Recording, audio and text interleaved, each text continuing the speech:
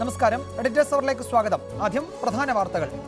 അമ്മയുടെ സ്നേഹസ്പർശം പോലെ സുമിക്സ് kids wear. Kochi മെട്രോയുടെ ഉദ്ഘാടനത്തെ ചൊല്ലിയുള്ള വിവാദത്തിൽ മന്ത്രി കടകംപള്ളി സുരേന്ദ്രനെ തിരുത്തി മുഖ്യമന്ത്രി. ഉദ്ഘാടനം ഈ മാസം 30-ന് നടത്തുമെന്ന് കടകംപള്ളി. പ്രധാനമന്ത്രിയെ അനന്തമായി കാക്കില്ല. ദിവസങ്ങൾ തന്നെ വരാൻ പറ്റില്ലെങ്കിൽ ഇനി അതങ്ങനെ വെച്ചേക്കാൻ പറ്റില്ലല്ലോ. അതല്ലെങ്കിൽ നിശ്ചയമായിട്ട് മുഖ്യമന്ത്രി ഉദ്ഘാടനം ചെയ്യും. അത്രയേ ഉള്ളൂ. പ്രധാനമന്ത്രി വിദേശ പര്യടനത്തിന് പോകുന്ന സമയത്ത് ഉദ്ഘാടനം വെച്ചതിൽ ഗൂഢാലോചനയെന്ന് BJP. പ്രധാനമന്ത്രി ഒഴിവാക്കിക്കൊണ്ടൊരു ഉദ്ഘാടന കർമ്മം നിർവഹിക്കണം എന്ന പിടിവാശി കേരള സർക്കാർ വെച്ചു പുലർത്തുന്നത് ഒരിക്കലും നീതീകരിക്കാനാവില്ല. പ്രധാനമന്ത്രി അസൗകര്യം അറിയിച്ചാൽ മാത്രമേ മറ്റു വഴി ആലോചിക്കൂവെന്ന് മുഖ്യമന്ത്രി. ഏതോ തെറ്റിദ്ധാരണയുടെ ഭാഗമായിട്ടാണ് ഈ 30-ന് ഉദ്ഘാടനം നടത്താൻ തീരുമാനിച്ചിരിക്കുന്നു എന്ന് പറയുന്നത്. സ്റ്റേഷനുകൾക്ക് ഒരു കമ്പനിയുടെ പെയിന്റ് അടിക്കാനുള്ള ഉത്തരവിൽ ലോക്നാഥ് ബെഹ്റയെ പ്രതിക്കൂട്ടിൽ നിർത്തി TP സെൻകുമാർ. ബെഹ്റ മാനദണ്ഡങ്ങൾ ലംഘിച്ചു. ഉത്തരവ് കമ്പനിയെ സഹായിക്കാനാണെന്ന് സംശയിക്കാൻ ന്യായമുണ്ട്. തന്റെ പേരിൽ ആരും ഉത്തരവിറക്കരുതെന്നും സെൻകുമാറിന്റെ നിർദ്ദേശം. കോട്ടയത്ത് വീണ്ടും CPIM മാണി ഗ്രൂപ്പ് ബാന്ധവം. ജില്ലാ പഞ്ചായത്തിൽ CPM പിന്തുണയോടെ മാണി ഗ്രൂപ്പിന് സ്റ്റാൻഡിംഗ് കമ്മിറ്റി ചെയർമാൻ സ്ഥാനം. പ്രാദേശിക നീക്കുപോക്ക് മാത്രമെന്ന് KM മാണി. CPMന്റെ അഴിമതി വിരുദ്ധത പൊളിഞ്ഞുവെന്ന് KPCC. കള്ളപ്പണം വെളുപ്പിച്ചതിന് ചിദംബരത്തിന്റെ മകൻ കാർത്തിക്കെതിരെ എൻഫോഴ്സ്മെന്റിന്റെ കേസ്. കൽക്കരി കുംഭകോണ കേസിൽ മുൻ വകുപ്പ് സെക്രട്ടറി HC ഗുപ്ത കുറ്റക്കാരനെന്ന് ദില്ലി പ്രത്യേക കോടതി. പ്രതികളുടെ ശിക്ഷാവിധി പിന്നീട്. രാഷ്ട്രീയ പ്രവേശന സാധ്യത സജീവമാക്കി രജനീകാന്ത്. സമകാലിക രാഷ്ട്രീയ സംവിധാനത്തിൽ മാറ്റം വരുത്തണം. ജനങ്ങളെപ്പറ്റി ചിന്തിക്കുന്ന നവരാഷ്ട്രീയം ഉണ്ടാകണം. തമിഴനെന്നറിയുന്നതിൽ അഭിമാനം. എഡിറ്റേഴ്സ് അവറിലേക്ക് വിശദമായി. കോട്ടയത്ത് വീണ്ടും CPIM മാണി ഗ്രൂപ്പ് ബാന്ധവം. ജില്ലാ പഞ്ചായത്തിൽ CPMന്റെ പിന്തുണയോടെ മാണി ഗ്രൂപ്പിന് സ്റ്റാൻഡിംഗ് കമ്മിറ്റി ചെയർമാൻ സ്ഥാനം ലഭിച്ചു. വോട്ടെടുപ്പിൽ നിന്ന് CPI അംഗം വിട്ടുനിന്നു. R ബാലകൃഷ്ണപിള്ളയ്ക്ക് മുന്നോക്ക കോർപ്പറേഷൻ ചെയർമാൻ സ്ഥാനം നൽകിയത് വിവാദമായതിന് പിന്നാലെയാണ് വീണ്ടും CPIM മാണി ധാരണ. ജില്ലാ പഞ്ചായത്ത് പ്രസിഡന്റ് തെരഞ്ഞെടുപ്പിന് സമാനമായ സാഹചര്യത്തിലായിരുന്നു സ്റ്റാൻഡിംഗ് കമ്മിറ്റി സ്ഥിരം സമിതിയിലേക്കുള്ള തെരഞ്ഞെടുപ്പും. കേരള കോൺഗ്രസിലെ സെബാസ്റ്റ്യൻ കുളത്തെങ്കിലും കോൺഗ്രസിലെ ലിസമ്മ ബേബിയും തമ്മിലുള്ള മത്സരത്തിൽ 2 വോട്ടുകളുടെ മുൻതൂക്കം കോൺഗ്രസിനായിരുന്നു. CPMന്റെ 6 അംഗങ്ങളുടെ പിന്തുണ ലഭിച്ചതോടെ 12 വോട്ടുകൾക്ക് സെബാസ്റ്റ്യൻ കുളത്തെങ്കിൽ വിജയിച്ചു. CPI അംഗം വിട്ടുനിന്നപ്പോൾ PC ജോർജ് വിഭാഗത്തിന്റെ വോട്ട് പ്രസിഡന്റ് തെരഞ്ഞെടുപ്പിലേതുപോലെ അസാധുവാക്കി. CPMുമായി 2ാം വട്ടവും കൈകോർത്തതോടെ KM മാണിയുടെ കപടമുഖം അഴിഞ്ഞു വീണുവെന്ന് DC നേതൃത്വം പ്രതികരിച്ചു.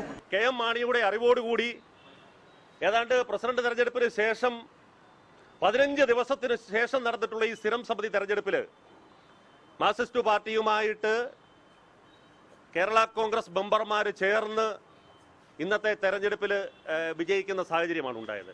അതേസമയം CPM എന്നും ആരോപിച്ച് കോൺഗ്രസ് നേതൃത്വം കേരള കോൺഗ്രസിനെ തേജോധം ചെയ്യുകയാണെന്ന് കേരള കോൺഗ്രസ് അംഗങ്ങൾ പറഞ്ഞു. മറ്റൊരു സ്ഥിരം സമിതിയിലെ അംഗമായിരുന്ന അംഗത്തെ രാജിവെപ്പിച്ച് നോമിനേഷൻ കൊടുപ്പിച്ച് കോൺഗ്രസ് രാഷ്ട്രീയ മുതലെടുപ്പിന് വേണ്ടിയിട്ട് നടത്തിയ ഗൂഢാലോചനയുടെ ഭാഗമായിട്ടാണ് ഈ തെരഞ്ഞെടുപ്പ് നടന്നത്. CPMുമായുണ്ടായ സഖ്യം പ്രാദേശിക മാത്രമാണെന്ന് പറഞ്ഞ് നിസ്സാരവൽക്കരിച്ച KM മാണിക്കും ജോസ് കെ മാണിക്കും ബാന്ധവൻ 2ാം വട്ടവും ആവർത്തിച്ചതോടെ വിശദീകരിക്കാൻ ബുദ്ധിമുട്ടാകും. കേരള കോൺഗ്രസിനുള്ളിലും കൂടുതൽ പൊട്ടിത്തെറികൾക്ക് നടപടി കാരണമായേക്കും. മജു ജോർജ്, റിപ്പോർട്ടർ, കോട്ടയം. CPIMന്റെ അഴിമതി വിരുദ്ധ പോരാട്ടത്തിന്റെ ഇരട്ടത്താപ്പ് വെളിവായെന്ന് KPCC president MM Hassan. CPIM തൊട്ടാൽ ഏത് അഴിമതിക്കാരനും വിശുദ്ധനാകുമെന്നതാണ് ഇപ്പോൾ കേരള രാഷ്ട്രീയത്തിലെ വൈരുദ്ധ്യമെന്നും ഹസൻ പരിഹസിച്ചു. അപ്പോൾ അഴിമതിക്കാരായി മുദ്ര കുത്തുന്ന ആളുകളെല്ലാം അവർ UDF വിട്ട് LDFിലേക്ക് പോകുമ്പോൾ അവർ വിശുദ്ധന്മാരായി മാറുന്നു. പണ്ട് EMSന്റെ കാലത്ത് സ്ഥിരമായി പറയുന്ന ഒരു പഴഞ്ചൊല്ലുണ്ടായിരുന്നു. തൈലാദി വസ്തുക്കൾ അശുദ്ധമായാൽ പൗലോസ് തൊട്ടാൽ അത് ശുദ്ധമാകും. പൗലോസ് ഒരു വൈദ്യരായിരുന്നു. അതുപോലെ ഏത് അഴിമതിക്കാരനായി മുദ്രകുത്തിയ ആളിനെയും CPM തൊട്ടാൽ അവർ വിശുദ്ധരാകും എന്നുള്ളതിന് തെളിവാണ് ഈ സംഭവങ്ങൾ. അഴിമതിക്കെതിരെ പോരാടാൻ, അഴിമതിക്കെതിരെ ശബ്ദിക്കാനുള്ള ധാർമ്മിക ശക്തി CPMന് ഇതോടുകൂടി നഷ്ടപ്പെട്ടിരിക്കുക. ഈ വിഷയമാണ് എഡിറ്റേഴ്സ് അവർ പരിശോധിക്കുന്നത്. ചർച്ചയിൽ പങ്കെടുക്കുന്നത് CPM സംസ്ഥാന സെക്രട്ടേറിയറ്റ് അംഗം ശ്രീ ആനത്തലവട്ടം ആനന്ദൻ, കോൺഗ്രസ് നേതാവ് ശ്രീ രാജ്മോഹൻ ഉണ്ണിത്താൻ, രാഷ്ട്രീയ നിരീക്ഷകൻ അഡ്വക്കേറ്റ് A ജയശങ്കർ എന്നിവരാണ്. ആദ്യം ശ്രീ ആനത്തലവട്ടം ആനന്ദൻ, ബാലകൃഷ്ണപിള്ളയെ മുന്നോക്ക കോർപ്പറേഷൻ ചെയർമാനാക്കാൻ തീരുമാനിച്ച സാഹചര്യവും ഇപ്പോൾ KM മാണിയെ വീണ്ടും കോട്ടയത്ത് CPM പിന്തുണയ്ക്കാൻ ഇടയായ സാഹചര്യവും ഒരുമിച്ചാണ് ഈ ഘട്ടത്തിൽ നമ്മൾ പരിശോധിക്കാൻ ഉദ്ദേശിക്കുന്നത്. ബാലകൃഷ്ണപിള്ളയുടെ കാര്യത്തിൽ അദ്ദേഹത്തെ കഴിഞ്ഞ സർക്കാരിൻ്റെ കാലത്ത് മുന്നോക്ക കോർപ്പറേഷൻ ചെയർമാനാക്കിയതിനെ വിമർശിച്ചുകൊണ്ട് VS അച്യുതാനന്ദൻ എന്ന പ്രതിപക്ഷ നേതാവ് പുറപ്പെടുവിച്ച ഒരു വാർത്താക്കുറിപ്പാണ് ഇപ്പോൾ പ്രചരിക്കുന്നത്. CPM-നെതിരെ പ്രചരിക്കുകയാണ്. പിള്ളയുടെ നിയമനത്തിനെതിരെ ഹൈക്കോടതിയിൽ കേസുമായി ബന്ധപ്പെട്ട് ഗവൺമെന്റ് സെക്രട്ടറി KR ജ്യോതിലാൽ 19/3/2014 അഡ്വക്കേറ്റിന് അയച്ച കത്തിൽ പിള്ള ചെയർമാനായിരിക്കാൻ അയോഗ്യനാണെന്ന് രേഖപ്പെടുത്തിയിട്ടുണ്ട്. കമ്പനി നിയമം അനുസരിച്ച് പിള്ള മുന്നോക്ക വികസന കോർപ്പറേഷന്റെ ഡയറക്ടർ ബോർഡ് യോഗത്തിൽ അധ്യക്ഷത വഹിക്കാൻ പാടില്ല എന്നും പറയുന്നു. പിള്ളയ്ക്ക് യോഗ്യതയില്ലെന്ന് സർക്കാർ തന്നെ സമ്മതിച്ച സാഹചര്യത്തിൽ ഒരു നിമിഷം പോലും വൈകാതെ അദ്ദേഹത്തെ പുറത്താക്കണമെന്ന് മുഖ്യമന്ത്രിയോട് VS ഈ കത്തിൽ ആവശ്യപ്പെട്ടിരിക്കുകയാണ്.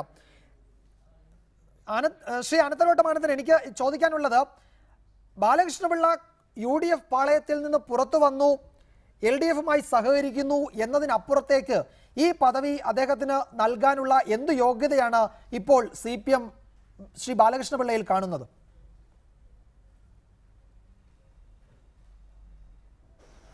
ബാലകൃഷ്ണപിള്ള UDF-ന്റെ കാലത്ത് മുന്നോക്ക സമുദായ കോർപ്പറേഷൻ ചെയർമാനാക്കിയത് എന്ത് യോഗ്യതയാണ്? ആ യോഗ്യത തന്നെയാണ് ഇപ്പോഴും ഉള്ളത്. ബാലകൃഷ്ണപിള്ളക്കെതിരായി അഴിമതി ആരോപണങ്ങളിൽ നിന്ന് CPM, ഞാൻ പറയട്ടെ, ഞങ്ങളത് ബാലകൃഷ്ണപിള്ളക്കെതിരായി അഴിമതി ആരോപണം വന്നപ്പോൾ ആ അഴിമതി ആരോപണം ഉയർത്തിക്കൊണ്ടുവരാനും കേസ് കൊടുക്കാനും ഒക്കെ മുന്നിൽ നിന്നിട്ടുണ്ട്. ആ അഴിമതിയെ മൂടി വയ്ക്കാനോ അതിനെ തമസ്കരിക്കാനോ ഒരിക്കലും ശ്രമിച്ചില്ല, അന്നും ഇന്നും. അത് ബാലകൃഷ്ണപിള്ള അല്ല, വേറെ ഏതായാലും ശരി, അഴിമതി കാട്ടിയാൽ അഴിമതിക്കെതിരായി കുരുചുദ്ധം നടത്തും. അതേസമയം ഇവിടെ UDF അധികാര സ്ഥാനം നൽകിയ ഒരു സ്ഥാനത്ത് അദ്ദേഹം UDF വിട്ട് ഇടതുപക്ഷ മുന്നണിയെ കഴിഞ്ഞ തെരഞ്ഞെടുപ്പിൽ പിന്തുണയ്ക്കാൻ തീരുമാനിച്ചപ്പോൾ തന്നെ LDF-മായി സഹകരിപ്പിക്കുന്നതിന് LDF തീരുമാനിച്ചിരുന്നു. അതിന്റെ അടിസ്ഥാനത്തിൽ അന്ന് അവർ നൽകിയ സ്ഥാനം, ഈ അഴിമതിക്കാരനെന്നിവർ ആക്ഷേപിക്കുന്ന അതേ സ്ഥാനം എന്ന് ബാലകൃഷ്ണപിള്ളയ്ക്ക് നൽകി. ഇവിടെ അദ്ദേഹം അഴിമതി കാട്ടുന്നോ ഇല്ലോ എന്ന് പരിശോധിച്ചിട്ടാണ് അതിനെക്കുറിച്ച് അഭിപ്രായം പറയേണ്ടത്. അതാണ് ബാലകൃഷ്ണപിള്ളയെ സംബന്ധിച്ചിടത്തോളം എടുത്തുള്ള നിലപാട്. രണ്ടാമത് നിങ്ങൾ ഇത് കേരള കോൺഗ്രസിനെ, ഞാൻ ബാലകൃഷ്ണപിള്ളയുടെ കാര്യത്തിൽ തന്നെ കുറച്ചുകൂടി ക്ലാരിറ്റി അക്കാര്യത്തിൽ ലഭിക്കേണ്ടതുള്ളത് കൊണ്ടാണ് ഞാൻ ചോദിക്കുന്നത്. താങ്കൾ പറഞ്ഞത് ശരിയാണ്, UDF-ന്റെ കാലത്ത് അദ്ദേഹത്തിന് ആ നിയമനം നൽകിയതിൽ അയോഗ്യത ഉണ്ടായിരുന്നു. അദ്ദേഹത്തിന് ആ പദവിയിലിരിക്കാൻ അദ്ദേഹം യോഗ്യനല്ല. അത് കോടതിയിൽ ചോദ്യം ചെയ്തിട്ടുണ്ട്. കോടതി സർക്കാരിനോടും ശ്രീ പിള്ളയോടുമൊക്കെ വിശദീകരണം തേടുകയും ഒക്കെ ചെയ്തിട്ടുള്ളതാണ്. അങ്ങനെ അയോഗ്യനാണെന്ന് CPM പറഞ്ഞ ആ ആൾക്ക് UDF അത് കൊടുത്തത് കൊണ്ട് LDF-ഉം അത് കൊടുക്കണമെന്നില്ലല്ലോ ആ പദവി. അങ്ങനെയാണെങ്കിൽ ഈ രണ്ട് മുന്നണികളും തമ്മിൽ എന്താണ് വ്യത്യാസം? അങ്ങനെയാണെങ്കിൽ ജനം അഴിമതി വിരുദ്ധ പോരാട്ടത്തിന് നേതൃത്വം നൽകിയ CPM-നും LDF-നും വോട്ട് ചെയ്തത് മണ്ടത്തരമല്ലേ? അഴിമതിക്കെതിരായുള്ള സമരത്തിൽ നമ്മൾ ഇന്നും മാറുന്നില്ല. അഴിമതി കാട്ടിയാൽ അതിനെ എതിർക്കും. ബാലകൃഷ്ണപിള്ള ഈ സ്ഥാനത്ത് ഇരുന്നുകൊണ്ട് അഴിമതി കാട്ടിയാൽ എതിർക്കും. നേരത്തെ അഴിമതി കാട്ടിയപ്പോൾ എതിർത്തു. കോടതിയിൽ പോയി അന്ത്യം വരെ പോരാടി ജയിൽ ശിക്ഷ വാങ്ങിക്കൊടുത്തു. അഴിമതിക്കെതിരായ സമരം അത് തന്നെയാണ്. ഇവിടെ UDF-നെതിരായി അതുപോലെ വർദ്ധിച്ചു വരുന്ന ഫാസിസ്റ്റ് ചുവയുള്ള BJP-യുടെയും സംഘപരിവാർ ശക്തികളുടെയും നീക്കത്തിനെതിരായി യോജിക്കാവുന്നവരെയൊക്കെ യോജിപ്പിക്കുക എന്ന നയം നമ്മുടെ പാർട്ടി രഹസ്യമായിട്ടല്ല പരസ്യമായി സ്വീകരിച്ചുള്ളതാണ്. പിന്നെ കോൺഗ്രസിന്റെ ഈ അഴിമതി വിരുദ്ധ സമരം കണ്ടാൽ മൂക്കത്ത് വിരൽ വെച്ച് പോകും. ലാലു പ്രസാദ് യാദവുമായിട്ട് കോൺഗ്രസ് കൂട്ടുകൂടിയില്ലേ? ലാലു പ്രസാദ് യാദവ് അദ്ദേഹത്തിന്റെ കേസ് ഇപ്പൊ വീണ്ടും എടുക്കാൻ തീരുമാനിച്ചിട്ടുണ്ടല്ലോ സുപ്രീം കോടതി. ആ അഴിമതി വിരുദ്ധ സമരത്തിലാ. എന്റെ ഹസന്റെ പ്രസംഗം കേട്ടാൽ, പ്രസ്താവന കേട്ടാൽ അദ്ദേഹം ഈ ഭൂമിയിലല്ല ജീവിച്ചിരിക്കാൻ തോന്നും. എന്തൊരു അഴിമതി വിരുദ്ധ പ്രസംഗമാണ് നടത്തുന്നത്. കോൺഗ്രസിലെ കേന്ദ്രമന്ത്രിമാർ മുഴുവൻ അഴിമതി നടത്തി ജയിലിൽ കിടക്കുന്ന ഒരു സ്ഥിതിയിൽ പ്രധാനപ്പെട്ട ആൾക്കാരെല്ലാം അതൊക്കെ ഇവിടെ നമ്മൾ എത്രയോ ചർച്ച ചെയ്താണ്, ഞാൻ വീണ്ടും ആവർത്തിക്കുന്നില്ല. ഭയങ്കര അഴിമതി വിരുദ്ധമാണ്. ഇവിടെ UDF-ഉം അതുപോലെ BJP-യും അവരെടുക്കുന്ന നയങ്ങൾക്കെതിരായി കിട്ടാവുന്ന ശക്തികളെ വ്യക്തികളെയൊക്കെ യോജിപ്പിക്കുക എന്നൊരു സമീപനമാണ് ഇന്നത്തെ രാഷ്ട്രീയം. ആ രാഷ്ട്രീയമാണ് ഞങ്ങൾ സ്വീകരിക്കുന്നത്. അതിന്റെ ഫലമായിട്ടാണ് UDF-നെ തോൽപ്പിക്കുന്നതിലേക്ക് വേണ്ടി ബാലകൃഷ്ണപിള്ളയും കൂട്ടരും മറ്റ് പല വ്യക്തികളുമൊക്കെ വന്നപ്പോൾ അവരുമായി ഒക്കെ സഹകരിച്ച് തെരഞ്ഞെടുപ്പ് നടത്തി. ഇവിടെ തെരഞ്ഞെടുപ്പിൽ ഞങ്ങൾക്ക് വിജയം കൈവരിക്കാൻ കഴിഞ്ഞു, അധികാരത്തിൽ വന്നു. ആ LDF തന്നെ തീരുമാനിച്ചു. അന്ന് ബാലകൃഷ്ണപിള്ളയ്ക്കും മുന്നണിയിൽപ്പെടുത്തുന്ന കാര്യം തീരുമാനിച്ചില്ല, മന്ത്രിസ്ഥാനം കൊടുക്കുന്ന കാര്യം തീരുമാനിച്ചില്ല. അദ്ദേഹം UDF-ന്റെ കാലത്തിരുന്ന പദവി അദ്ദേഹത്തിന് നൽകാൻ തീരുമാനിച്ചു. അതിലെന്താ പ്രശ്നം? പ്രശ്നമുണ്ടെന്ന് CPM കരുതുന്നില്ല എന്നാണ് താങ്കൾ വിശദീകരിക്കുന്നത്. ഞാൻ വരാം ശ്രീ ആനത്തലവട്ടം താങ്കളിലേക്ക്. ശ്രീ രാജ്മോഹൻ ഉണ്ണിത്താൻ, ഇവിടെ BJP-ക്കെതിരായ പോരാട്ടത്തിൽ, സംഘപരിവാറിനെതിരായ പോരാട്ടത്തിൽ അണിനിരത്താൻ പറ്റുന്നവരെ മുഴുവൻ സംഘടിപ്പിക്കും, അതിൽ കോൺഗ്രസുമായി അകന്നു എന്നത് ഒരു അധിക യോഗ്യതയായി ഈ വിഷയത്തിൽ CPM കാണുകയും ചെയ്യുന്നു. അങ്ങനെയാണ് ഇപ്പോൾ ശ്രീ ആർ ബാലകൃഷ്ണപിള്ളയ്ക്ക് മുന്നോക്ക കോർപ്പറേഷൻ ചെയർമാൻ സ്ഥാനം നൽകിയിരിക്കുന്നത്. ഒരുപക്ഷെ ഇതേ കാര്യം നാളെ KM മാണിയുടെ കാര്യത്തിലും ബാധകമായേക്കാമെന്ന് പരോക്ഷമായി ശ്രീ ആനത്തലവട്ടം സൂചിപ്പിക്കുകയും ചെയ്യുന്നു. താങ്കൾക്ക് കോൺഗ്രസിന് ഇക്കാര്യത്തിൽ എന്താണ് തോന്നുന്നത്? UDF ചെയ്തത് ശരിയാണ് എന്ന് ഈ സർക്കാർ സമ്മതിക്കുന്നു എന്നല്ലേ ഫലത്തിൽ വിലയിരുത്തേണ്ടത്? അല്ല, ഇന്ത്യയിലാകെ 29 സംസ്ഥാനങ്ങളുണ്ട്. ഈ 29 സംസ്ഥാനങ്ങളിലും BJPയുടെ സാന്നിധ്യം ഇന്നുണ്ട്. ഈ 29 സംസ്ഥാനങ്ങളിലും BJPയുടെ സാന്നിധ്യം ഇന്നുണ്ട്. 13 സംസ്ഥാനങ്ങൾ അവരാണ് ഇന്ത്യ ഭരിക്കുന്നത്. ബാക്കി പല സംസ്ഥാനങ്ങളിലും അവർ രണ്ടാമത്തെ കക്ഷിയാണ്. അപ്പോൾ സ്വാഭാവികമായി ശ്രീ ആനത്തലവട്ടം ആനന്ദൻ പറയുന്ന കേട്ട തോന്നും BJP ചെറുക്കാൻ കേരളത്തിൽ ഇത്തരൊരു സമീപനം മതി എന്നാണ്. ഈ അടുത്ത കാലത്ത് 5 സംസ്ഥാന നിയമസഭകളിലേക്ക് തെരഞ്ഞെടുപ്പ് നടന്നു. എന്തേ കേരളത്തിൽ തോന്നിയ ഈ വികാരം ആ 5 സംസ്ഥാനങ്ങൾ BJP എതിർക്കാൻ മാർക്സിസ്റ്റ് പാർട്ടിക്ക് തോന്നിയില്ല. ആ 5 സംസ്ഥാനങ്ങളും മാർക്സിസ്റ്റ് പാർട്ടി സ്വീകരിച്ച നിലപാട് കൊണ്ട് BJPക്ക് 2 സ്ഥലത്ത് അധികാരത്തിൽ വരാൻ പറ്റിയില്ലേ? 3 സ്ഥലത്ത് രാഷ്ട്രീയ കുതിരക്കച്ചവടത്തിലൂടെ അവർ അധികാരത്തിൽ വന്നില്ലേ? ഒരിടത്ത് മാത്രമല്ല കോൺഗ്രസിന് അധികാരത്തിൽ വരാൻ കഴിഞ്ഞുള്ളൂ. അപ്പോ ഇതൊക്കെ ആളുകളെ പറ്റിക്കാനുള്ള ഒരു അടവായിട്ട് മാത്രം കണ്ടാൽ മതി. തൈലാദി വസ്തുക്കൾ അശുദ്ധമായാൽ പൗലോസ് തൊട്ടാൽ ശുദ്ധമാകുമെന്നൊരു ചൊല്ലുണ്ട്. ആ പൗലോസ് ഇവിടെ മാർക്സിസ്റ്റ് പാർട്ടിയാണ്. കഴിഞ്ഞ തെരഞ്ഞെടുപ്പിൽ അവർക്ക് കേരളം ഭരിക്കാനായത് അഴിമതി വിരുദ്ധ പോരാട്ടത്തിന്റെ ഫലമായിട്ടാണ്.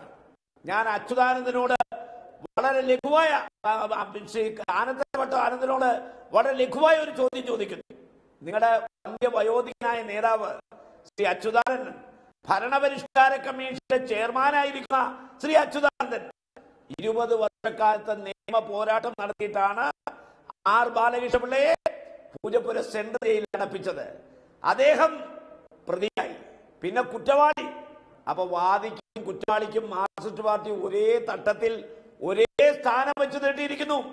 2 പേർക്കും ക്യാബിനറ്റ് പദവി, 2 പേർക്കും പേഴ്സണൽ സ്റ്റാഫ്, 2 പേർക്കും ശമ്പളം.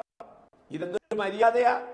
അപ്പൊ അഴിമതിക്കെതിരെ പോരാട്ടം നടത്തി ശ്രീ ബാലകൃഷ്ണപിള്ളയെ ഇരുമ്പടികൾക്കുള്ളടച്ച അച്യുതാനന്ദനും ബാലകൃഷ്ണപിള്ളയ്ക്ക് ഒരേ സ്ഥാനം. ചെയർമാനായതിനെ എതിർക്കുന്ന ഒരാളല്ല. പക്ഷേ ഇനി ദയവായി മാർക്സിസ്റ്റ് പാർട്ടി അഴിമതി വിരുദ്ധ പോരാട്ടം നിർത്തണം. നിങ്ങൾക്ക് അതിനെക്കുറിച്ച് പറയാൻ ധാർമ്മികമായ അവകാശം നഷ്ടപ്പെട്ടിരിക്കുന്നു. നിങ്ങൾക്ക് മൂല്യാധിഷ്ഠിതരാക്കിയതിനെ കുറിച്ച് സംസാരിക്കാനുള്ള അവകാശം നഷ്ടപ്പെട്ടിരിക്കുന്നു. നാളെ ഞങ്ങൾക്ക് ഉറപ്പാണ്, നിങ്ങൾ പാലായിൽ ഉണ്ടെന്ന് പറഞ്ഞ നോട്ട് മെഷീൻ AKG സെന്ററിലേക്ക് മാറ്റും, മാണിയെ കൊണ്ടുപോകും, മാണിയെയും നിങ്ങൾ വെള്ളപൂശും, യാതൊരു തർക്കവുമില്ല. കാരണം നിങ്ങളെ സംബന്ധിച്ചിടത്തോളം അധികാരത്തിന് വേണ്ടി 10 വോട്ട് കിട്ടുമെങ്കിൽ എന്ത് ആദർശവും പരിഹരിക്കാൻ നിങ്ങൾ തയ്യാറാകുമെന്നുള്ളതിന്റെ ഏറ്റവും പ്രത്യക്ഷമായ ഉദാഹരണമാണ് ശ്രീ ആർ ബാലകൃഷ്ണപിള്ളയെ ക്യാബിനറ്റ് റാങ്കോടുകൂടി നിങ്ങൾ കേരളത്തിൽ മുന്നോക്ക വികസന കോർപ്പറേഷന്റെ ചെയർമാനാക്കിയത്. ഇന്നലെ വരെ നിങ്ങൾക്ക് അവശേഷിച്ചിരുന്ന പ്രതിച്ഛായ കൂടി ഈ നിയമനത്തോടുകൂടി നഷ്ടപ്പെട്ടിരിക്കുന്നു. നിങ്ങൾ ഇനി അഴിമതിക്കെതിരെ സംസാരിച്ചാൽ പരമപുച്ഛത്തോടുകൂടിയ കേരളത്തിൽ ജനങ്ങൾ. അതാണ് അക്കാര്യത്തിൽ താങ്കളുടെ വിശദീകരണം. ഞാൻ വരാം ശ്രീ രാജ്മോഹൻ ഉണ്ണിത്താൻ താങ്കളിലേക്ക്. അഡ്വക്കേറ്റ് ജയശങ്കർ, ഇതിപ്പോൾ വളരെ കൗതുകമുള്ള ഒരു നിരീക്ഷണമാണല്ലോ. കാരണം VS അച്യുതാനന്ദൻ ആർ ബാലകൃഷ്ണപിള്ളയ്ക്കെതിരെ നീണ്ട 20 വർഷം നിയമ പോരാട്ടം നടത്തി. വിചാരണ കോടതി മുതൽ സുപ്രീം കോടതി വരെ അതെത്തി. അവസാനം ശിക്ഷ വാങ്ങിച്ചു കൊടുത്തു. ശിക്ഷ കഴിഞ്ഞിറങ്ങിയ ബാലകൃഷ്ണപിള്ളയും VS അച്യുതാനന്ദനും ഇപ്പോൾ ഒരുമിച്ചാണ്, അല്ലെങ്കിൽ ഒരു സംവിധാനത്തിന്റെ ഭാഗമാണ്. അങ്ങനെ ഇരിക്കെ VSനും ക്യാബിനറ്റ് പദവി, വാദിക്കും പ്രതിക്കും ഒരേ നീതി എന്ന് നമ്മൾ വെറുതെ പറയുന്നത് പോലെ സംഭവിച്ചില്ലേ? ഇതൊരു ചരിത്രത്തിന്റെ കാവ്യനീതി എന്നൊക്കെ പറയുന്നത് പോലെ ഒരു മധുര പ്രതികാരമൊക്കെയായി ആർ ബാലകൃഷ്ണപിള്ള കാണുന്നത് പറയാവുന്നതാണ്. പക്ഷെ ഇവിടെ 2 വശമുണ്ട്. ഒന്നാമത് രാഷ്ട്രീയ വശം, രണ്ടാമത് ധാർമ്മിക വശം. രാഷ്ട്രീയ വശം എന്താ വെച്ചാൽ ശ്രീ ബാലകൃഷ്ണപിള്ള വളരെ കാലം UDFിലായിരുന്നു. അദ്ദേഹം UDFിൽ നിൽക്കുന്ന കാലത്താണ് ഈ സംഭവങ്ങളൊക്കെ ഉണ്ടായത്. VS അച്യുതാനന്ദൻ അദ്ദേഹത്തിനെതിരെ കേസ് നടത്തി. അദ്ദേഹം ജയിൽവാസം വരെ എത്തി. അത് കഴിഞ്ഞ് നമുക്കറിയാവുന്ന പോലെ ഗണേഷ് കുമാറിൻ്റെ മന്ത്രിസ്ഥാനവുമായിട്ട് ബന്ധപ്പെട്ട് പല പ്രശ്നങ്ങളുണ്ടായിരുന്നു.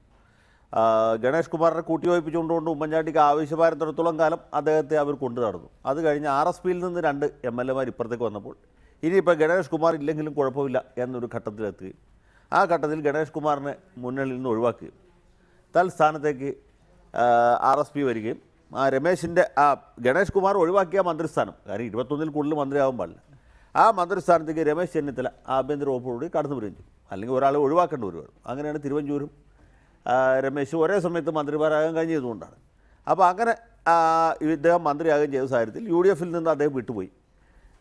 LDFുമായിട്ട് സഹകരിച്ചു, പഞ്ചായത്ത് തെരഞ്ഞെടുപ്പിൽ സഹകരിച്ചു. അത് കഴിഞ്ഞ് അരുവിക്കര ഉപതെരഞ്ഞെടുപ്പിൽ സഹകരിച്ചു. അരുവിക്കരയിലെ 2 ക്രൗഡ് പുള്ളേഴ്സ് എന്ന് പറയുന്നത് VS അച്യുതാനന്ദനും മറ്റ് ഗണേഷ് കുമാർ വരും. അപ്പോൾ ആ രീതിയിൽ സഹകരിച്ച് പ്രവർത്തിച്ചു. അദ്ദേഹത്തെ LDFിൽ ചേർത്തില്ലെങ്കിലും LDFിൻ്റെ ആ ഒരു സീറ്റ് അദ്ദേഹത്തിന് കൊടുത്തു. LDFുമായിട്ട് ധാരണ ഉണ്ടാക്കി പ്രവർത്തിക്കുന്ന ചില കക്ഷികളുണ്ട്. ഇന്ത്യൻ നാഷണൽ ലീഗ്, നമ്മുടെ ഫ്രാൻസിസ് ജോർജിൻ്റെ പാർട്ടി, അങ്ങനെയുള്ള പാർട്ടികളൊക്കെ ഉണ്ടല്ലോ. ആ കൂട്ടത്തിൽ JSSലെ ചില വിഭാഗങ്ങൾ ഇവരെയൊക്കെ ഉൾപ്പെടുത്തിയ പോലെ LDFിൻ്റെ ഒരു അസോസിയേറ്റായിട്ട് ബാലകൃഷ്ണപിള്ളയുടെ പാർട്ടി കേരള കോൺഗ്രസ് BA നിലനിർത്തിയിരിക്കുകയാണ്. അപ്പോൾ ആ പാർട്ടിക്ക് മറ്റവർക്കൊക്കെ കൊടുക്കുന്ന പോലെ ചെറിയ സ്ഥാനങ്ങളെ കൊടുക്കും. ഇന്ത്യൻ നാഷണൽ ലീഗിന് ചിലപ്പോൾ വഖഫ് ബോർഡിൽ എന്തെങ്കിലും സ്ഥാനങ്ങൾ, അങ്ങനെയൊക്കെ ചില സ്ഥാനങ്ങൾ കൊടുക്കുന്ന പോലെ ഇവിടെ ബാലകൃഷ്ണപിള്ളയുടെ പാർട്ടിക്ക് ഒരു സ്ഥാനം കൊടുത്തു എന്നത് രാഷ്ട്രീയമായൊരു യുക്തിയുണ്ട്. അത് രാഷ്ട്രീയമാണ്. അവിടെയും ചില ചോദ്യങ്ങളുണ്ട്. അവിടെ ചോദ്യങ്ങളുണ്ട്. രാഷ്ട്രീയമായൊരു യുക്തിയുണ്ട്. അദ്ദേഹത്തിന് മുന്നോക്ക സമുദായ ക്ഷേമ കോർപ്പറേഷൻ കൊടുത്തു, അത് മനസ്സിലാക്കാം. പക്ഷേ ഇതിന് ധാർമ്മിക വശം വളരെ പ്രധാനമാണ്. അതിപ്പോൾ MM ഹസൻ പറഞ്ഞുകൊണ്ടോ രാജ്മോഹൻ ഉണ്ണിത്താൻ പറഞ്ഞുകൊണ്ടോ അല്ല ഞാൻ പറയുന്നത്. LDFിൻ്റെ ഈ കഴിഞ്ഞ വിജയത്തിൻ്റെ പുറകിലെ രഹസ്യം എന്ന് വെച്ചാൽ വളരെ വ്യക്തമാണ്. UDF സർക്കാരിനോട് ജനങ്ങൾക്കുള്ള വിപ്രതിപത്തി, അമർഷം, അത് സോളാർ മുതൽക്ക് അല്ലെങ്കിൽ മെത്രാങ്കായൽ വരെ ഒരുപാട് വിഷയങ്ങളുണ്ട്. ഇപ്പോൾ നമ്മളതൊന്നും ആവർത്തിക്കേണ്ട ആവശ്യമില്ല. അപ്പോൾ ഒരു നെഗറ്റീവ് വോട്ടാണ് ഉണ്ടായത്. ഒരു പിണറായി വിജയനോ അച്യുതാനന്ദനോ അതിനോട് പോസിറ്റീവായിട്ടുള്ള വോട്ടല്ല, നെഗറ്റീവ് വോട്ടാണ്. UDF വിരുദ്ധ വികാരമാണ് LDFിൻ്റെ വിജയത്തിൽ കലാശിച്ച വളരെ സ്പഷ്ടമായിട്ടുള്ള കാര്യമാണ്. അപ്പോൾ ഈ അഴിമതിക്കെതിരായ പോരാട്ടം എന്ന ഒരു ഫുട്ടിങ്ങിലാണ് ഈ സംഘം മുന്നണി നിൽക്കുന്നത്. അവിടെയാണ് ഈ സർക്കാർ നിൽക്കുന്നത്. അതുകൊണ്ടാണ് ജേക്കബ് തോമസിനെ പോലെ ഒരാൾ വിജിലൻസ് ഡയറക്ടറായിട്ട് നിയമിച്ചത്. അതിൻ്റെ തുടർച്ചയാണ് ഇവിടെ സംഭവിക്കുന്നത് വെച്ചാൽ ആ പ്രതിച്ഛായ തകരുകയാണ്. പ്രതിച്ഛായയുടെ പ്രധാനം രാഷ്ട്രീയത്തിൽ സബ്സ്റ്റൻസിനേക്കാൾ പ്രധാന ഇമേജാണ്. ഇനിയിപ്പോൾ പിണറായി വിജയനും മന്ത്രിമാരൊക്കെ സത്യസന്ധരായിരിക്കും, അഴിമതിക്കാരായിരിക്കില്ല. പക്ഷേ പ്രശ്നം വരുന്നത് ഈ ബാലകൃഷ്ണപിള്ളയെ പോലെ ഒരാളെ തിരിച്ചു കൊണ്ടുവന്നു. ജനങ്ങളെന്താ സ്ഥിതിയിൽ നോക്കിക്കൊണ്ടിരിക്കുന്നത്. MM ഹസൻ പറഞ്ഞത് പോട്ടെ, ഉണ്ണിത്താൻ പറഞ്ഞത് പോട്ടെ, എല്ലാ കോൺഗ്രസ്സുകാരും പറഞ്ഞത് നമുക്ക് തള്ളിക്കളയാം. പക്ഷേ ഇവിടെ സംഭവിക്കുന്നത് രാഷ്ട്രീയമായ ഒരു വലിയ ആത്മഹത്യാപരമായ പ്രവണതയെ കാണിച്ചിരിക്കുന്നത്. ബാലകൃഷ്ണപിള്ളയുടെ ഗണേഷ് കുമാറിൻ്റെ മന്ത്രിയായ കുഴപ്പമില്ല. ഗണേഷ് കുമാർ മറ്റു വിധത്തിൽ പല കുഴപ്പങ്ങളൊക്കെ ആൾക്കാർ ആരോപിക്കുന്നുണ്ടെങ്കിലും ഇദ്ദേഹം അഴിമതിക്കാരനല്ലാത്ത ഒരു മന്ത്രിയായിരുന്നു. മന്ത്രി എന്നുള്ള നിലയിൽ ഒരു വ്യക്തിമുദ്ര പതിപ്പിച്ച ആളാണ്. അഴിമതിക്കാരനല്ലാത്ത പ്രതിച്ഛായ അദ്ദേഹത്തിനുണ്ട്. പ്രത്യേകിച്ച് നമ്മുടെ നെല്ലിയാമ്പതി വിഷയത്തിലൊക്കെ അദ്ദേഹം ശക്തമായ നിലപാടെടുത്തുകൊണ്ട് ഇപ്പോൾ ഗണേഷിനെ മന്ത്രിയാക്കിയാൽ ഉണ്ടാകുന്ന ഡാമേജ് ഒന്നുമില്ല. ഈ മന്ത്രിസഭയിൽ പല മന്ത്രിമാരെക്കാൾ ഭേദമായിരിക്കും. പക്ഷേ ബാലകൃഷ്ണപിള്ള എന്ന് വെച്ചാൽ നമുക്കറിയാമല്ലോ, ഇത്ര കൊല്ലം കേസ് നടത്തിയതുകൊണ്ടാണ്. കേരള രാഷ്ട്രീയത്തിൽ വേറെ അഴിമതിക്കാരില്ലാത്തതുകൊണ്ടല്ല. ആര് ചെയ്യുന്നു? അത് VS അച്യുതാനന്ദനും കൂടി ചേർന്ന മുന്നണി. ഇത്ര കാലം അദ്ദേഹത്തിനെതിരെ കുരിശുദ്ധം നടത്തിയ ആളുകൾ ബാലകൃഷ്ണപിള്ളയെ തന്നെ തിരിച്ചു കൊടുത്ത് മുന്നോക്ക സമുദായ ക്ഷേമ കോർപ്പറേഷന്റെ ഒരു ചെയർമാനാക്കാന്ന് വെച്ചാൽ ബാലകൃഷ്ണപിള്ളയെ സംബന്ധിച്ചുള്ള നിസ്സാരമാണ്. അദ്ദേഹം എത്രയോ വലിയ 1960 MLA ആളാണ് ബാലകൃഷ്ണപിള്ള. അദ്ദേഹം എത്രയോ തവണ മന്ത്രിയായ ആളാണ്. അദ്ദേഹത്തെ സംബന്ധിച്ചുള്ള ഈ ക്ഷേമ കോർപ്പറേഷൻ എന്നൊക്കെ വെച്ച് വളരെ നിസ്സാരമാണ്. അപ്പോൾ അദ്ദേഹത്തെ തന്നെ ഈ സ്ഥാനത്ത് തിരിച്ചു കൊടുത്ത് വെക്കാന്ന് പറഞ്ഞാൽ അത് സത്യത്തിൽ ഒരു വലിയ അനൗചിത്യം അതിനകത്തുണ്ട്. രാഷ്ട്രീയമായ അനൗചിത്യമുണ്ട്. ധാർമ്മികമായിട്ട് ഒരു വിധത്തിൽ ഇതിന് വിശദീകരിക്കാൻ കഴിയില്ല. അതിൽ CPMൻ്റെ സൈബർ ന്യായീകരണ തൊഴിലാളികളൊക്കെ നിശബ്ദരാണല്ലോ. മനസ്സിലായില്ലേ? ഇതൊക്കെ ആർക്കും മിണ്ടാൻ പറ്റില്ല. ബാലകൃഷ്ണപിള്ളയെ നമുക്ക് എങ്ങനെ ന്യായീകരിക്കാൻ പറ്റും? രാഷ്ട്രീയമായ യുക്തിയുണ്ട്. ആനത്തലവട്ടം പറഞ്ഞാലും ഇല്ലെങ്കിൽ ഞാൻ ഈ പറഞ്ഞ ഒരു സംഗതി അതിനകത്തോട്ട് ഇപ്പോൾ ഏത് പാർട്ടി ആരെ ഏത് സ്ഥാനത്ത് ഇരുത്തുന്നത് അവരെ തീരുമാനിക്കാം. ഇപ്പോൾ നമ്മുടെ ശശീന്ദ്രൻ രാജിവെക്കുമ്പോൾ കുവൈറ്റ് ചാണ്ടിയെ മന്ത്രിയാക്കിയില്ല. ഇത്ര കോടീശ്വരനായ കുവൈറ്റ് ചാണ്ടി ഇടതുപക്ഷ മന്ത്രിസഭയിലും മന്ത്രിയായിരിക്കാന്നുള്ള വലിയ ഫലിതം എന്താണുള്ളത്? ഒന്ന് ആലോചിച്ച് നോക്കി. പാവപ്പെട്ടവരുടെ മന്ത്രിസഭയിൽ കുവൈറ്റ് ചാണ്ടി മന്ത്രിയായിരിക്കുന്നു. ഇല്ല, കേരള നിയമസഭയിലെ ഏറ്റവും കോടീശ്വരനായ MLA, ഏറ്റവും വലിയ മുതലാളി, അദ്ദേഹം ഒരു ഇടതുപക്ഷ മന്ത്രിസഭ. പക്ഷേ വേറെ മാർഗ്ഗമില്ല. അതിനൊരു രാഷ്ട്രീയ യുക്തിയുണ്ട്. ഞാനതും കുവൈറ്റ് ചാണ്ടിയെ സപ്പോർട്ട് ചെയ്ത ആളാണ്. ചാണ്ടി മന്ത്രി വേറൊരാളില്ല, അല്ലെങ്കിൽ പിന്നെ ആ സ്ഥാനം ഒഴിച്ചിടണം. അത് ഒഴിവാക്കി അദ്ദേഹത്തിന് മന്ത്രിസ്ഥാനം കൊടുത്തു. അത് മനസ്സിലാക്കാം. അതുപോലെ ഒരു രാഷ്ട്രീയ യുക്തി ഒരു അനിവാര്യതയായിരുന്നു എന്നുള്ളതാണ്. അത്തരം ഒരു അനിവാര്യ സാഹചര്യം ഇവിടെ ഉണ്ടായിട്ടില്ലല്ലോ. ശ്രീ ആനത്തലവട്ടം ആനന്ദൻ, ധാർമ്മികമായി ഇതെങ്ങനെ വിശദീകരിക്കും? ഞാൻ നേരത്തെ സൂചിപ്പിച്ചതുപോലെ തന്നെ UDFനെ എതിർത്തു, UDFിൽ നിന്നിട്ട് അതിൽ നിന്ന് പുറത്തിറങ്ങി അതിനെ എതിർത്തു. ഇപ്പോൾ KM മാണിയും അങ്ങനെ ചെയ്യുന്നുണ്ട്. അതിനപ്പുറത്തേക്ക് എന്ത് രാഷ്ട്രീയം ഉണ്ട് ഇതിൽ പാർട്ടിക്ക് വിശദീകരിക്കാൻ? ധാർമ്മികമായി വിശദീകരിക്കാൻ ഒന്നും തന്നെ ഇല്ലല്ലോ ഈ വിഷയത്തിൽ.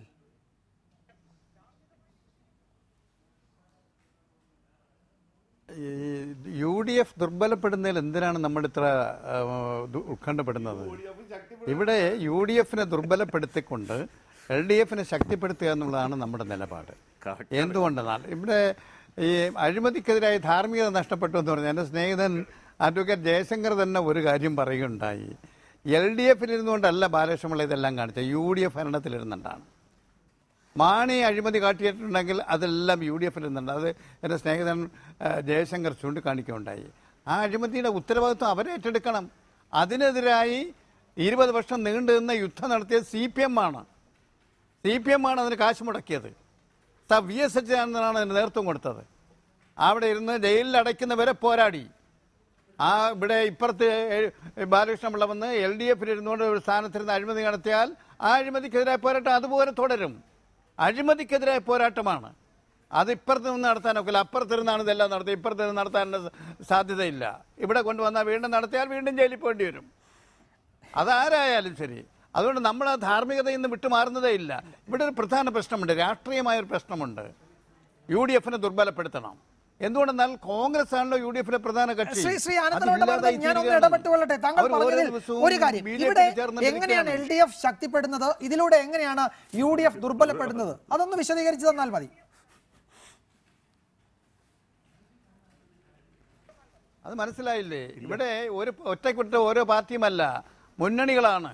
ആ മുന്നണി ഒരു അപ്പുറത്തെ UDF-ന്റെ മുന്നണിയിൽ ദുർബലപ്പെടുകയും കക്ഷികൾ വിട്ടുപോവുകയും LDF-ലേക്ക് അവർ വരികയും ചെയ്താൽ എങ്ങനെയാണ് ശക്തിപ്പെടുന്നതെന്ന് പാഴൂർ പഠിക്കൽ പോയി അന്വേഷിക്കണോ? തെരഞ്ഞെടുപ്പുകളെല്ലാം നമ്മൾ കാണുന്നതല്ലേ. പക്ഷേ അതുകൊണ്ട് അതിന് പിന്നെ ഇപ്പോൾ എൻ്റെ ജോലി കബഡി വാരി നടത്തണ്ടല്ലോ. അവരുടെ മുന്നിലുള്ള കക്ഷികളല്ലേ, ജനസ്വാധീനമുള്ള കക്ഷികൾ വിട്ടുപോണ്, അവരിപ്പുറത്ത് വരുന്നു. അതിന്റെ ഫലമായി LDF ശക്തിപ്പെടും, UDF ദുർബലപ്പെടും. കോൺഗ്രസിന് ഇവിടെ പിടിച്ചു നിൽക്കാൻ നിവൃത്തിയില്ലാത്ത